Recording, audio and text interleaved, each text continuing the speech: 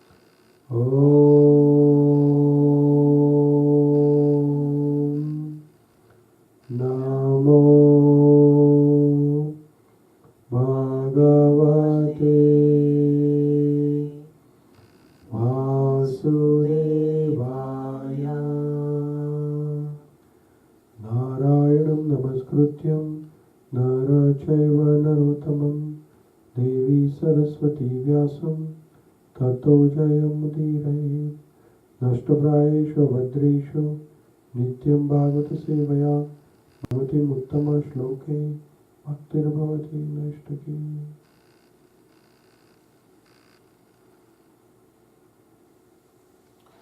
Hare Krishna. So we're going to read some shlokas from Bhagavad Gita and see how we can. Bhagavad Gita has variety of messages for each and every part of our life. How to maintain our body, how to maintain our relationship, how to maintain our spiritual life and how to maintain everything in balance, Like so, Bhagavad Gita gives us a lot of instructions, and we'll recite some shlokas and see how we can apply them in our daily life. So there is one shloka here, which is second chapter of Bhagavad Gita, seventh shloka.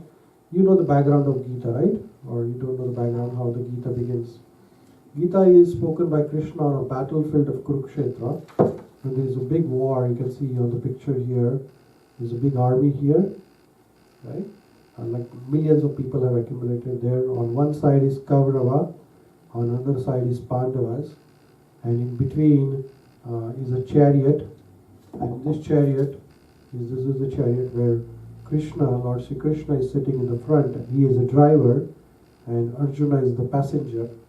Arjuna is on the Pandava side, and he asked Krishna to drive his chariot in between the armies. And he sees that on the other side are his cousins, Kauravas. On his side is his own family, Pandavas, and he is worried that why should we fight just for the piece of land, and then kill each other. So he tells to Krishna that I don't want to fight. So he gives up his weapons. He just stops in between the fighting. So he's saying here to Lord Krishna, you can repeat after me, Karpanya. Karpanya. If you like, you can repeat Amina. Everybody can repeat. Karpanya. Karpanya. Dosho. Dosho. Aptaha. Aptaha. Swabhava. Swabhava. Hare Krishna. Welcome. Karpanya doshokta swabhava. Karpanya doshokta swabhava. Prachami. Prachami. Tvam. Tvam. Dharma. Dharma. Samudha. Samudha. Cheta. Cheta. So the whole shloka is Prachamitam dharma samudha cheta. Prachami tvam dharma samudha cheta. Very nice. Yasha. Yashra. Shreya. Shreya. Shyana. Jana. Nishchitam. Nishitam. Bruhi. Ruhi. Tanme. Tanme. So whole line is Yashreya Shyam Nishchitam Bruhi Tanme. Yashreyasan nishitam ruhi tanme. The next one is Shishya Shishya. Teham Teham. Sadhi Sadhi. Mama Mama. Tvama Tvama. Prapannam. Prapannam. So whole line is Shishya Teham Sadhi Mam Tvam Prapannam. Sishyate teham swam sadhi mam tvam prapannam. So here, whole shloka I'm going to read for you. Karpanya doshopta swabhava pruchamitam dharma samudha cheta yashreyasya nishchitam bruhitam mehi shishyateham sadhimam tvam prapannam. So this shloka, Arjuna is reciting and telling it to Krishna. He's saying that Karpanya. Karpanya means miser. You understand the word miser? Miser means that if you have a lot of money but you don't want to spend, it's called miser. Right? So here, Arjuna is very powerful person. He is lot of energy. He has got lot of. He is the best archer on the planet at that time. But now Arjuna is saying that even though I have a lot of energy and even so many fighters are on my side, but somehow I have become like a miser, which means I have so much energy but I can't fight. I don't want to fight this war. And he says dosha. Dosha means weakness, Like we have a plus and minus. So minus is negative points, dosha. So it's like a bad thing within us, We all have a dosha. We have all negative components within our life. And we have positive and we have negative, right? We all have that. So he says that this is this miserly weakness. This weakness is like a miser, which is like I have so much energy, but I don't want to fight now. Then he says, Prachamitam samudha cheta, tvam dharma samudha cheta. So I am bewildered. Samudha means bewildered. He says I am bewildered. I can't take a decision whether should I fight or not. Because I see my family, friends, why should I kill them just for the piece of land, So I'm asking you, what should I do now? I'm just confused, So when you're in confusion, what do? You approach your family or friend or somebody whom you trust, right? And then he says that Shishyateham. Shishya means disciple. I'm becoming your disciple. In yoga, in Vedic culture, it is very important to have a guru. Without guru, you can't learn anything, right? You can learn by internet browsing, but that is not authentic, right? You can read a medical book, but you can't become a doctor unless you go to the medical school and work with some doctor or something like that. So he says, I'm now really confused and I don't know what to do, and hence what I'm doing? I'm becoming your student now. You please become my guru and guide me. It's very, very important in the life to have a guru. So here, Arjuna is saying to Krishna, you can repeat after me, now I'm confused about my duty. I'm confused about my duties. And have lost all composure. Because of miserly weakness. So you see, when you are becoming very weak, when there is a dosha within you, then you lose your composure, Because when you are confused, then your face doesn't look fresh. Somebody will ask you, why are you looking so dull today? There's a question mark on your face or something like that. So here, he's saying that I've lost all my composure, I've lost my power. And then he's saying, in this condition, I am asking you to tell me for certain what is the best for me. You see, when we are confused and we approach our parents, parents always will like best for you. They will never misguide you, right? Similarly, your guru, spiritual guru, will always wish best for you. He will never misguide you. So he's telling, I don't know what to do now. So please you tell me what is the best option for me, because I'm now really confused. Then he's saying that, now I'm your disciple. And a soul surrendered unto you. Please instruct me.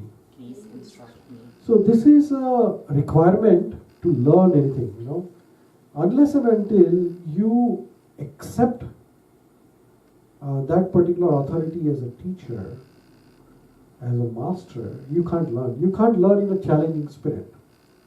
Right? If you have a challenging spirit, it means that you don't want to learn, but you want to counteract the other person, right? So that is not here. Arjuna is asking Krishna that you please tell me, because you are knowledgeable, you have all the knowledge, you are the guru, and I'm surrendering, and please tell me what is the right for me. So here Arjuna is really, really confused. Samudha means bewildered. Right? Does that happen with you anytime in your life? Like you don't know what to do now?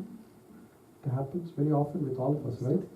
Many times, suppose, for example, I was really confused when, whether to go for medicine or engineering, Because I got good marks in both the subjects, I was really confused. What should I do now?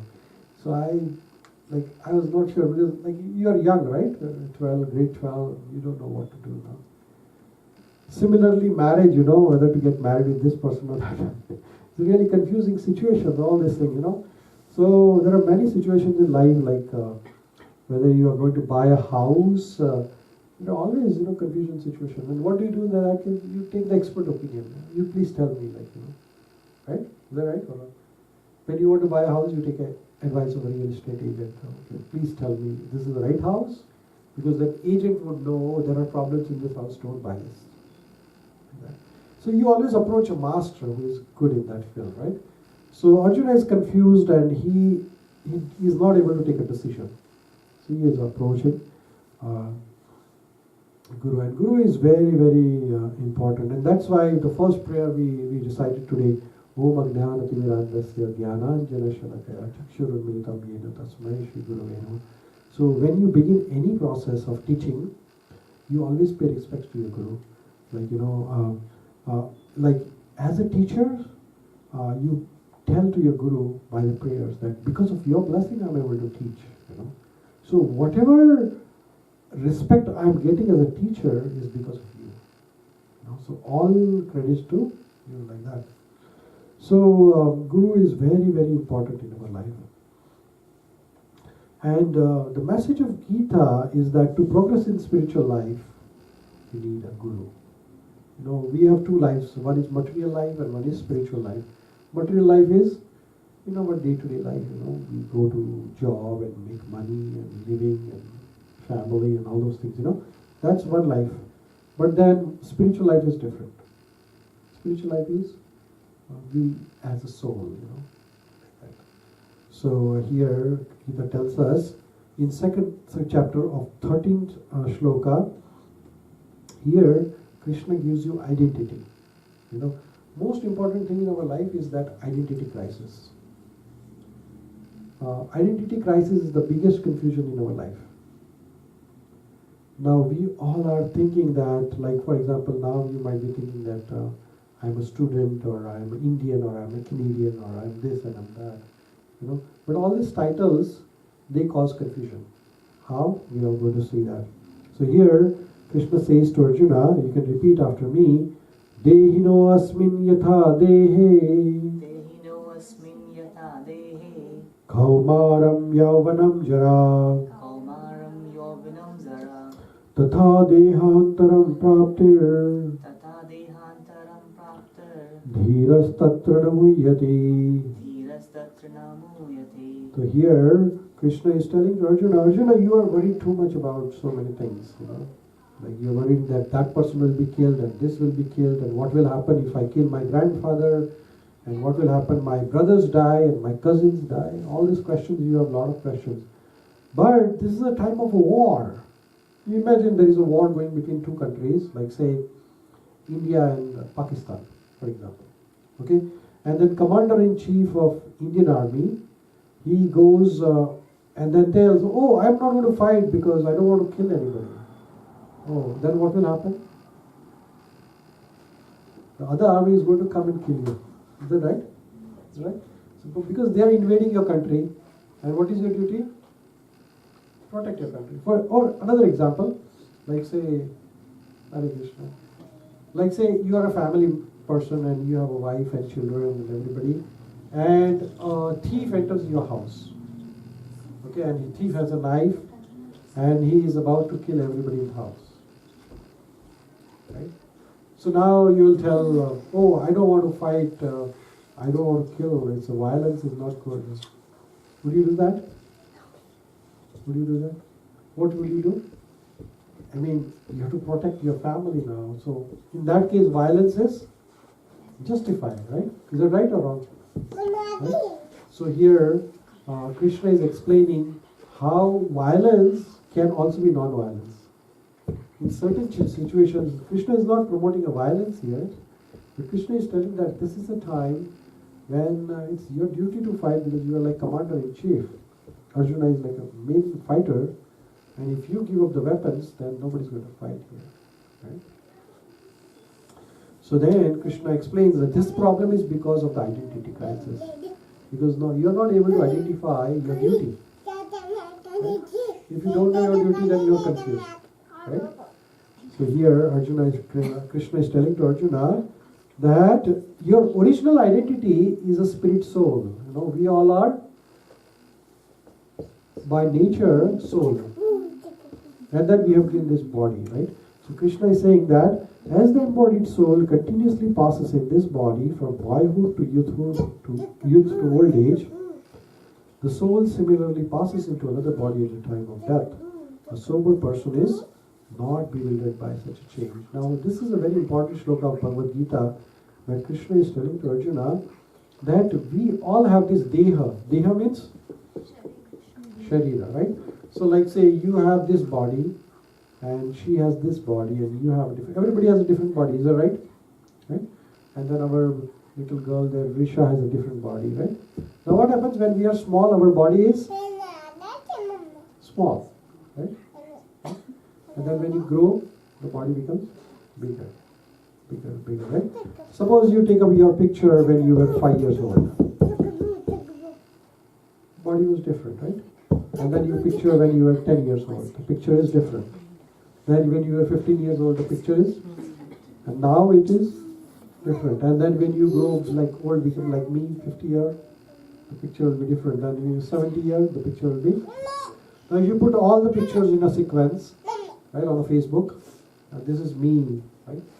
But then your picture is different, right? Your body is different, right? So even though the body is different, you say this is me, right? So what is that constant which is remaining? This is the soul, Atma, right? Or another way to understand is that, like say, we ask a little child, ask, what is this? The child will say, this is my hand, right? And then you ask the child, what is this? He will say, my nose, my cheek, my lips, my eyes, my ears, my legs, my body, right? Right? Does a child ever say, me nose? Never, right? Me hand? No. Me body? No. My body, right? Is that right? So when you say something my, what does that mean? Like say when I say this is my book, what does it mean? But I'm not this book, right? I am owning the book, but I'm not the book. If I say me book, it is wrong, right? Or you have a car, then you say, what did you say? This is my car. You ever say me car? No, right? My computer. Me computer? No. My computer. So, which means that this is the relationship is owner and a thing, right? If I lose a book, I buy another book. If my computer breaks down, I buy the other computer. Why? Because this is not me, right? Similarly, when you say my body, what does that mean? I am not this body. You understand this point? Yes or no? Right? So we are Deha, we have this Deha, we have this body, but this body is a covering, right? But we are inside.